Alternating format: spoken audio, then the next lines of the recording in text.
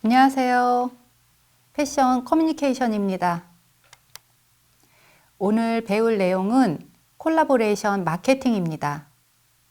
이번 차시는 브랜드와 캐릭터 콜라보레이션 마케팅에 대해서 배워보는 시간을 갖도록 하겠습니다.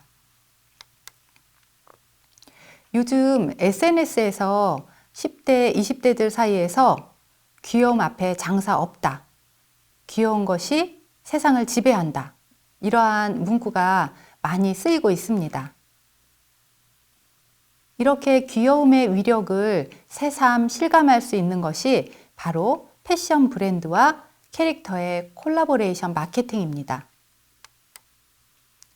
귀엽고 예쁜 것에 마음이 동하는 것은 인간의 본능입니다. 그 본능은 나이와는 별개의 문제지요. 귀엽고 작은 것에 열광하는 키덜트 문화가 브랜드와 캐릭터 콜라보레이션 마케팅의 성공 비결입니다. 키덜트는 키드와 어덜트의 합성어로 성인이 되었는데도 여전히 어렸을 적의 분위기와 감성을 간직한 사람들을 일컫습니다. 대표적인 예로 어린 시절에 경험했던 갖가지 향수들을 여전히 잊지 못하고 그 경험들을 다시 소비하고자 하는 현상을 자파, 패션 등으로 표현하는 것입니다. 캐릭터란 소설, 글, 만화 등에 등장하는 인물이나 동물 또는 그 외모나 이야기 내용에 의해 독특한 개성과 이미지가 부여된 존재를 뜻합니다. 한국 컨텐츠진흥원에 따르면 2005년 2조 7천억 원에 불과했던 국내 캐릭터 산업 시장 규모는 지난 2018년 12조 2,800억 원으로 급속도로 커지고 있습니다. 신비 아파트는 CJ가 선보인 최초의 호러 애니메이션입니다. 지난 20년간 시청자 분석 데이터 및 제작 노하우를 바탕으로 만들어진 작품입니다. 이랜드는 계열사인 올리브 스튜디오를 통해 캐릭터 사업을 확장하고 있습니다. 올리브 스튜디오는 지난 12년간 코코몽을 비롯해 따개비루, 동화나라 포인포 이러한 것들을 선보이면서 국내외 애니메이션 시장에서 호응을 받았습니다. 이랜드 그룹의 패션, 유통, 외식, 호텔, 테마파크 사업과 연계해 다양한 형태의 상품으로도 출시가 됐습니다. 이처럼 유통 대기업들이 캐릭터 사업에 공을 들이고 있는 것은 관련 시장의 성장성 때문입니다.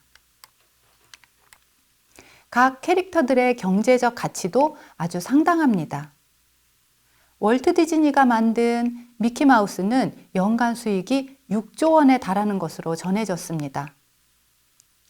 뽀로로의 경우 상표 가치는 8천억 원, 경제적 효과는 5조 원 이상으로 알려져 있습니다.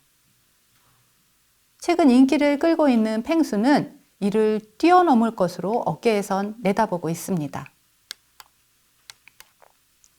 유통업계의 신흥 강자로 떠오른 MZ세대의 소비 키워드는 재미입니다. 그들은 펀슈머라는 신조어를 탄생시켰는데 펀슈머란 재미와 소비자를 합친 단어입니다. 소비를 통해 즐거움을 추구하는 소비자를 뜻하는 거죠. 패션 업계와 유통산업 전반에 걸쳐 이들을 겨냥한 이색 상품을 출시하는 이유는 펀슈머는 이색 상품을 소비하는 동시에 그들의 경험 등을 SNS에 공유함으로써 제품 홍보 효과까지 불러올 수 있기 때문입니다. 첫 번째로 소개할 브랜드와 캐릭터와의 콜라보레이션 사례는 구찌와 도라에몽입니다. 명품 브랜드 구찌가 일본 인기 캐릭터 도라에몽의 50주년을 맞아 협업 상품을 출시했습니다. 협업 상품들은 구찌 고유의 지지 모노그램 패턴 디자인에 도라에몽의 모습들이 담긴 게 특징입니다. 가격은 백팩 상품의 경우 200만 원대로 기존 제품과 가격이 유사하거나 조금 높은 수준입니다. 도라에몽은 일본의 SF 만화입니다. 작가는 후지코 후지오로 도라에몽은 그의 대표작입니다. 럭셔리 하우스와 애니메이션의 이례적인 만남으로 화제를 모은 컬렉션은 어페럴부터 액세서리에 이르기까지 50개가 넘는 다채로운 라인업을 갖췄습니다. 도라에몽 캐릭터를 고스란히 차용한 제품군은 시그니처 GG 모노그램을 결합해 코트부터 재킷, 트랙 팬츠에 아주 대담하게 주입되었으며 상징적인 녹색과 빨간색의 디자인 요소도 그대로 유지했습니다. 가격은 20만 원대부터 580만 원대까지로 판매하였습니다. 두 번째로 소개할 브랜드와 캐릭터와의 콜라보레이션 사례는 컨버스와 키티입니다. 스타일리시한 컨버스가 깜찍한 헬로키티와 만나 역대급 콜라보를 탄생시켰습니다. 1974년 처음 캐릭터화한 헬로키티는 정확히 말하면 고양이가 아니라 소녀입니다.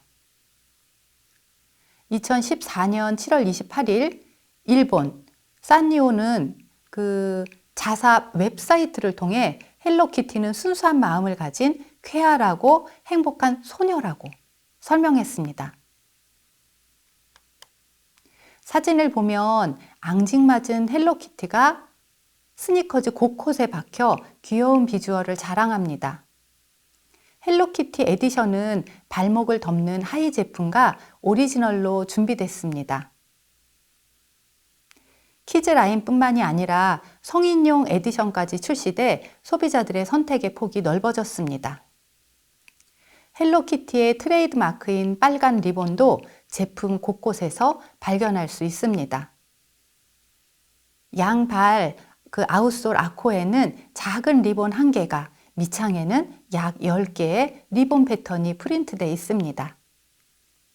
신발의 가격은 약 11만 7천 원 정도입니다. 컨버스는 1908년 설립되어 100년 넘는 역사를 가진 미국의 스포츠웨어 브랜드입니다. 1908년 미국에서 마르키스 컨버스에 의해 설립된 컨버스는 한국에서는 1996년 스프리스를 통해 소개된 적이 있습니다. 그러나 스프리스와의 계약 만료에 따라 2005년에는 방코 인터내셔널과 독점 계약하에 독자 브랜드로 진출하게 되었습니다. 현재는 나이키의 자회사로 편입되었습니다. 초창기에는 풋웨어와 테니스웨어를 생산하였으며 세계 최초로 기능성 농구화를 생산하였습니다. 후에 찰스 척 테일러가 컨버스에 합류하여 척 테일러 올스타를 탄생시키기도 했습니다. 참고로 둥근 원의 별 좌우측에 있는 영문 필기체로 쓰여 있는 척 테일러 이렇게 쓰여져 있는 것은 척 테일러가 직접 사인한 것입니다. 1984년 LA 올림픽에서는 공식 스폰서로 지정되기도 하였습니다. 이어서 세 번째로 소개할 브랜드와 캐릭터와의 콜라보레이션 사례는 발렌시아가와 키티입니다. 발렌시아가는 가방에 그림을 새겨 넣는 방식이 아니라 캐릭터 얼굴 형태를 그대로 살린 헬로키티 탑 핸들백을 출시했습니다. 키티 얼굴 모양의 가방에 빨간색 리본을 달았고 가방 양옆은 매듭을 지어 검은색 수영까지 본떴습니다. 이 상품의 재미있는 점은 여성용이 아닌 남성용으로 제작되었다는 점입니다. 키티 캐릭터가 여성들을 위한 것이라는 편견을 깨고자 출시하였다고 합니다. 이렇게 남성용으로 출시되긴 하였지만 이 가방을 구매하는 소비자 대부분은 여성입니다. 런웨이에는 시크한 표정의 남성 모델이 분위기와는 180도 상반된 핸드백을 들고 나와 관중들의 이목을 끌었습니다. 파격적인 디자인으로 자칫 발렌시아가의 제품임을 알아채지 못하는 사람들을 위해 가방 상단에는 브랜드 로고를 새겨 놓았습니다. 이 가방의 가격은 하나 207만 원 정도입니다. 저희는 잠시 퀴즈 타임을 갖도록 하겠습니다. 첫 번째 퀴즈입니다.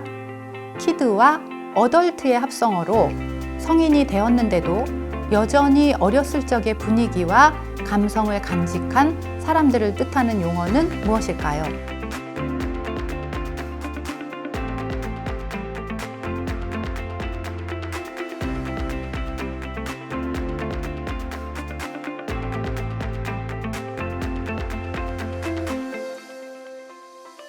정답은 키덜트입니다. 두 번째 문제입니다.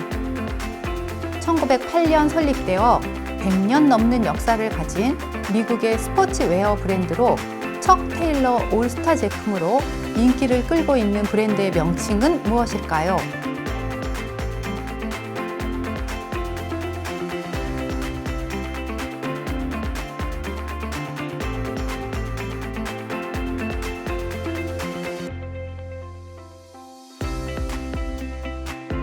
정답은 컨버스입니다. 세 번째 퀴즈입니다. 재미와 소비자를 합친 단어로 소비를 통해 즐거움을 추구하는 소비자로 이색 상품을 소비하는 동시에 그들의 경험 등을 SNS에 공유하는 특징을 가진 소비자는 무엇일까요?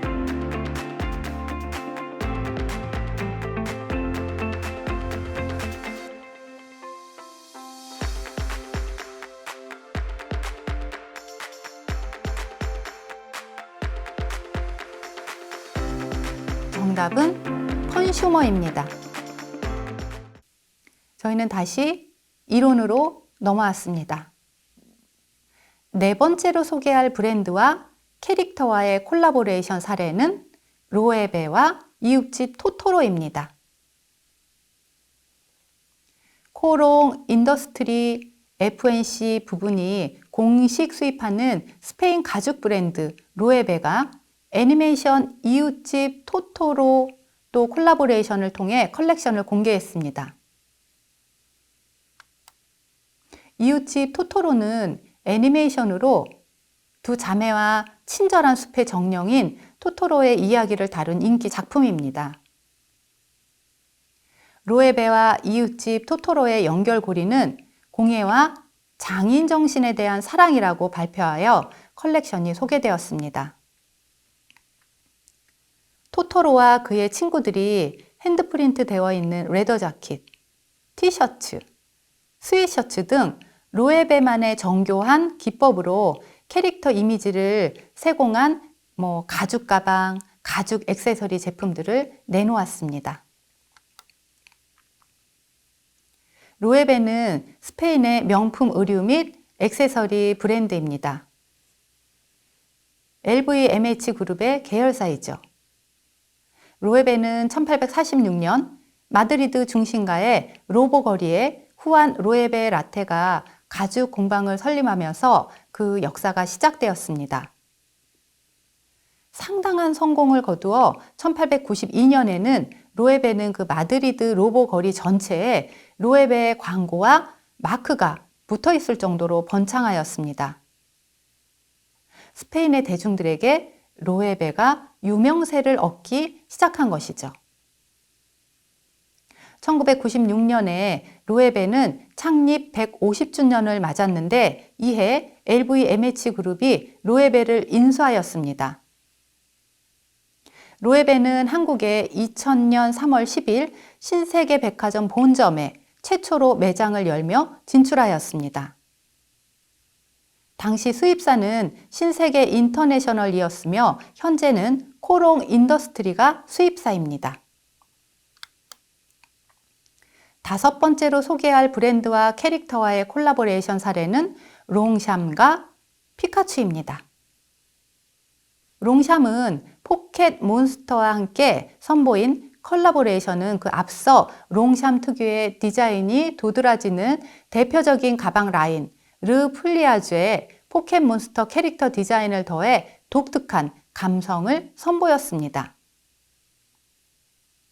롱샴의 시그니처 가방인 르 플리아주 백은 종이접기에 영감을 얻어 만들어졌으며 접어 보관할 수 있는 가벼운 스타일로 전 세계적인 명성을 얻게 되었습니다. 피카츄는 비디오 게임 포켓몬에 등장하는 포켓몬 중 하나의 캐릭터입니다. 또한 노란색의 쥐 같은 그 모습의 생물로서 강력한 전기 공격을 하는 캐릭터입니다. 롱샴은 프랑스의 고급 가죽 제품 회사로 1948년 파리에서 장 카세그랑에 의해 설립되었습니다. 장 카세그랑은 세계 최초로 고급 가죽을 덧입힌 담배 파이프를 만들었고 지갑, 여권 커버 같은 작은 가죽 제품으로 그 영역을 확장했습니다. 롱샴은 1971년에 여성 핸드백을 출시했으며 프랑스의 선도적인 가죽 제품 제조 업체 중 하나가 되었습니다. 1970년대 롱샴은 가죽과 나일론을 사용한 여행용 가방 컬렉션을 선보였습니다.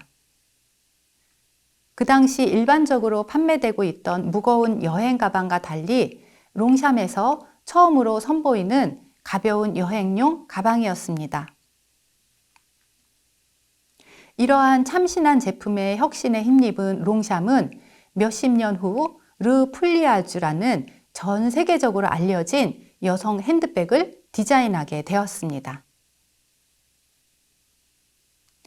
혁신적인 롱샴의 르 플리아주는 접이식 여성 핸드백으로 출시 즉시 히트를 쳤고 지금까지도 롱샴의 베스트셀러 상품입니다.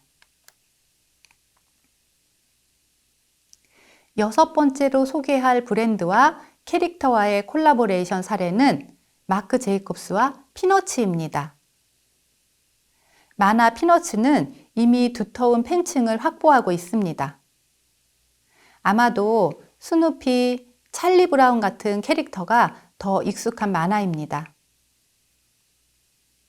마크 제이콥스와 피너츠의 콜라보레이션은 디자이너 마크 제이콥스가 어린 시절 베이비시터로부터 선물 받은 거대한 스누피 인형을 추억하며 론칭했습니다.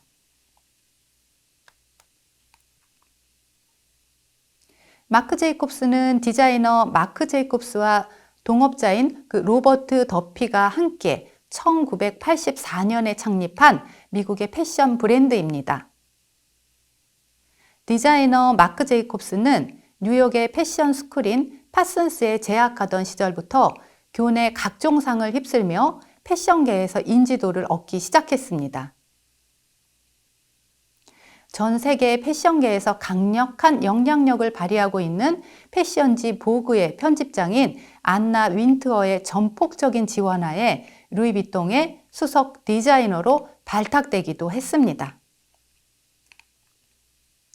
디자이너 마크 제이콥스의 유명세에 힘입어 동명의 브랜드 마크 제이콥스 역시 명품 브랜드의 반열에 오르게 되었습니다. 마크 제이콥스 디자인의 특징이라면 바로 상업성의 끝을 보여줍니다. 보통 상업적인 패션 디자이너로 가장 많이 언급되는 주인공이 바로 마크 제이콥스입니다. 한마디로 그는 팔릴 만한 디자인을 하는 것에는 그 누구보다 타고났습니다. 그 덕분인지 현재로서는 그가 객관적인 세계 최고의 패션 디자이너라고 해도 과언이 아닙니다. 마크 제이콥스는 초기 목표였던 젊고 멋진 사람들을 위한 하이 패션을 만들고자 현재까지도 노력 중에 있습니다.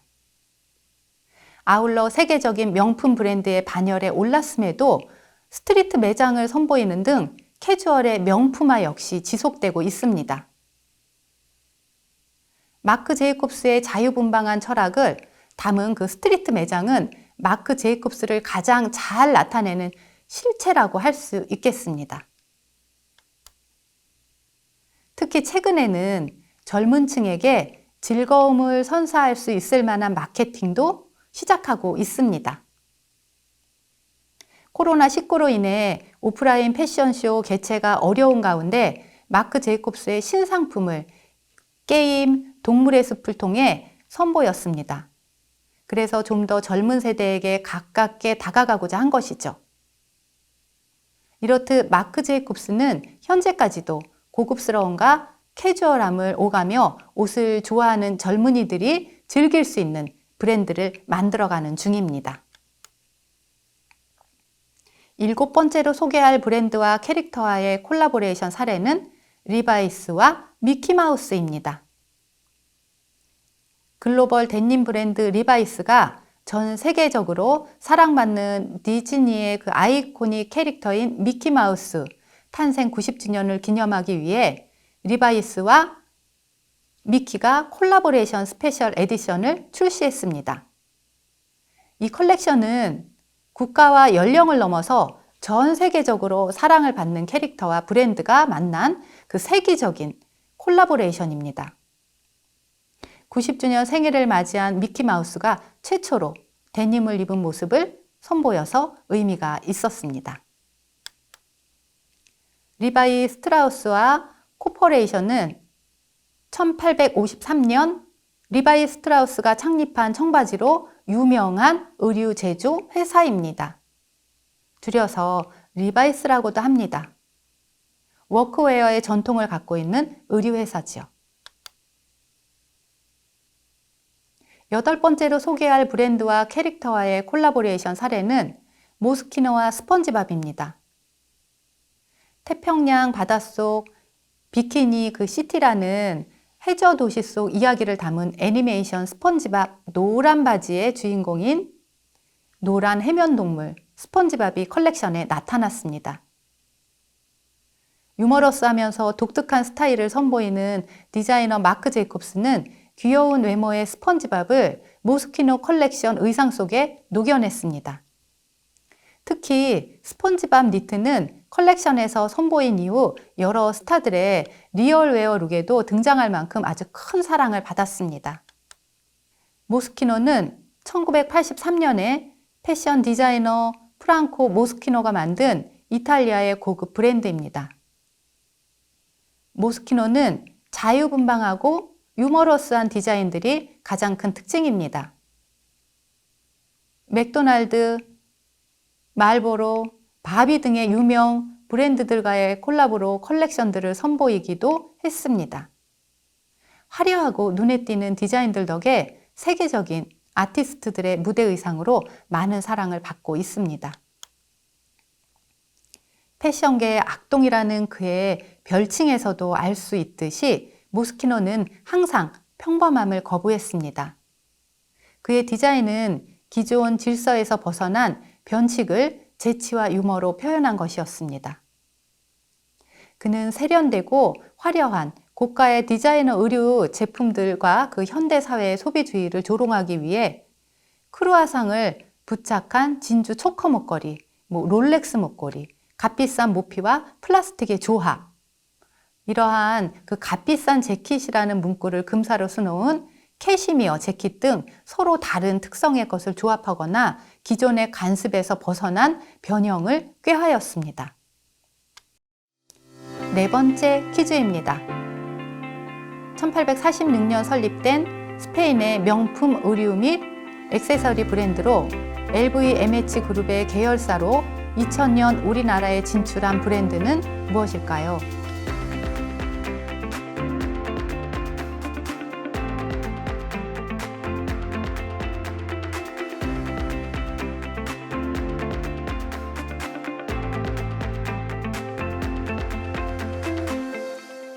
정답은 로에베입니다. 5번째 퀴즈입니다. 접이식 여성 핸드백 르 플리아주가 대표 상품으로 1948년 프랑스의 고급 가죽 제품 회사는 무엇일까요?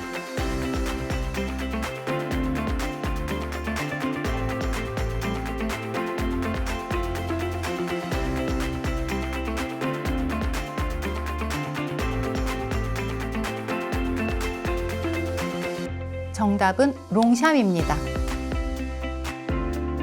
6번째 퀴즈입니다. 루이비통의 수석 디자이너가 1984년에 런칭한 미국의 패션 브랜드로 캐주얼의 명품화를 추구하는 브랜드는 무엇일까요?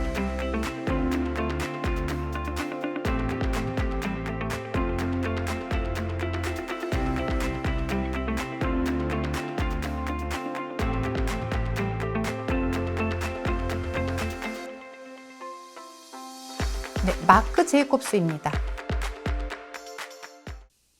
학습 정리를 하도록 하겠습니다. 이번 차시는 브랜드와 캐릭터 콜라보레이션 마케팅에 대해 8가지 사례를 배워보았습니다. 이번 시간에 배운 8가지는 구찌와 도라에몽, 컨버스와 키티, 발렌시아가와 키티, 로에베와 이웃집 토토루, 롱샴과 피카츄, 마크 제이콥스와 피너츠, 리바이스와 미키마우스, 모노키노와 스폰지밥입니다. 다음 시간에는 노이즈, PPR, 스타 마케팅에 대해서 배워보도록 하겠습니다. 그럼 수업을 이만 마치도록 하겠습니다. 감사합니다.